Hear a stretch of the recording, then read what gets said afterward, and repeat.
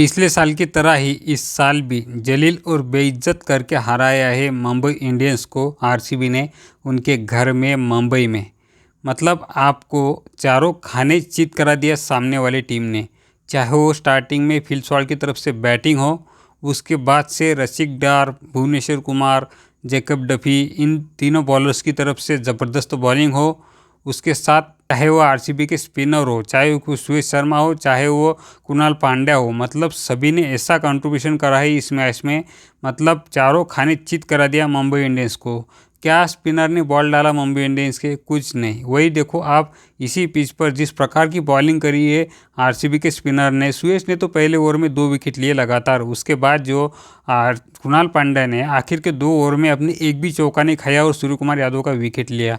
इससे आप सोच सकते हो कितनी बढ़िया बॉलिंग करी है स्पिनर ने आरसीबी ने यहाँ पे जो अपने स्पिनर पर भरोसा दिखाया है उसे मानना पड़ेगा। और उनका सबसे बड़ा एक्सपेक्टर जो रहा, उन्होंने इस मैच में खिलाया रसिक डार को। उस बंदे ने पावर प्ले में 2 ओवर ऐसे निकाले जिसमें उसने सिर्फ 1 या 2 बाउंड्री खाई थी। इससे आप सोच सकते हो, जहाँ पे जैकब डफी को भी मार पड़ी थी, भुवनेश्वर कुमार को भी मार पड़ी थी पावर प्ले में, उस जगह उस बंदे ने अपने स्लो रन से, अपने back of the hand ball से उसने इस प्रकार से गेम को कंट्रोल करा। वहाँ पे उसने बिल्कुल शॉट लगाने नहीं दिए अपने जो विकेट कीपर बैटर है मुंबई इंडियंस के, उसे रिकल्टन को। उसके बाद रोहित शर्मा ने उसे ट्राई करा मारने का, लेकिन हुआ नहीं, क्योंकि वो बंदा ही उस प्रकार की बॉलिंग कर रहा था, उस प्रकार से 16 रन डाल रहा था। इन्होंने जो आरसीबी वालों ने जो इम्पैक्ट प्लेयर यूज़ करा रसिक डार को, ये उनकी बहुत ही बड़ी एक्सपेक्टर मूव रही।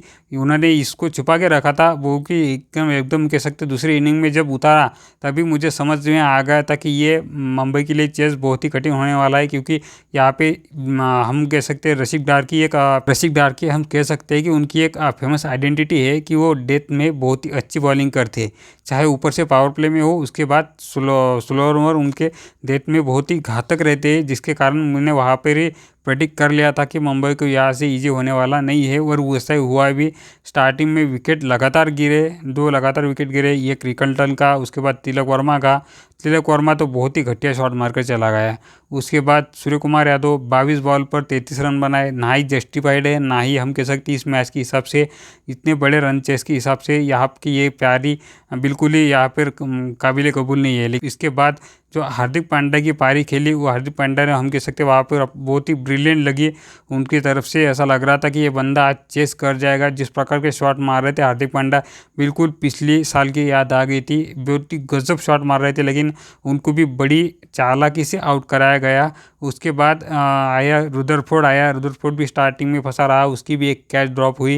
लेकिन आखिर में जाकर उस बंदे ने बहुत ही बढ़िया इनिंग खेली, बहुत ही लंबी इनिंग खेली। मतलब कि ऐसा उसने झलकियाँ दिखाई इस हमें कि आने वाले मैचों में यमाई की तरफ से वो बहुत ही ऐसी कुछ मैच विनिंग पारियाँ खेल सकता है। उसने ये झलक दिखाई। अगर इसमें विल जैक्स पे अगर मिल जाएंगे आगे चल के, तो हम कह सकते हैं थोड़ा अच्छा रहेगा एमा के स्पिन बॉलिंग यूनिट के लिए। लेकिन वही दूसरी ओर आरसीबी की तरफ देखो, क्या गजब स्टार्ट मिला था आरसीबी को फिल सॉल्ट और विराट कोहली के रूप में। फिल सॉल्ट तो अलग ही कुछ खाकर आया गया था बंदा। उससे तो इंग्लैंड वाले एक तरह से ढूंढ रहे होंगे कि यार भाई तूने हमको डुबा दिया है वर्ल्ड कप में, और यहाँ पे आरसीबी के लिए दनादन रन बना रहा है। मतलब इतना बढ़िया रन बनाया, उतना मारा उसने, हर एक बॉलर को मारा मुंबई के। चाहे स्टार्टिंग से ऊपर से वो शार्दुल ठाकुर हो, उसके पहले स्पिनर हो, उसके पहले बुमराह हो पावर प्ले में, उसके ब्रेन बोल्ट हो, मतलब किसी को छोड़ा नहीं उस बंदे, सभी को आड़े हाथों लगा। बहुत ही बढ़िया पारी खेली। उसके बाद रजत पाटीदार, वो तो कुछ अलग ही खाकर आया था। इसने ऐसा मारा, आज अगर सही बॉल हो जाती तो आज फास्टेस्ट सेंचुरी वो ये कर लेता। 12 बॉल पर जो सेंचुरी है उसे बराबर कर लेता वो बंदा, अगर हो जाता था। स्पिनर को तो ऐसा मारा है उसने कि बस उसके पीछे वो हम कह सकते हैं कि हाथ धो के पड़ गया था उस स्पिनर के पीछे। लगातार इतना स्पीड उसने बढ़ा दी आरसीबी के रन बनाने की, कि आखिर में जाकर जब टीम डेविड आया तो टीम डेविड ने थोड़ा सा टाइम भी लिया, लेकिन इतना कुछ फ़र्क नहीं पड़ा। और आखिर में जाकर टीम डेविड ने बहुत ही बढ़िया पारी खेली, और उसने भी आखिर में 38 कुछ रन बनाकर कुल मिला के टोटल 240 का बना दिया था। बहुत ही बड़ा टोटल था ये।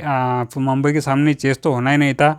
विराट कोहली की भी हाफ सेंचुरी आई, लेकिन उनके हिसाब से थोड़ी ये कह सकते हैं, लेकिन एक एंड उन्होंने संभाल कर रखा था इस मैच में, वही काबिल तारीफ था। क्योंकि दूसरे एंड से बहुत ही बड़े लेवल की बैटिंग हो रही थी, इसके कारण कोई ये नहीं है।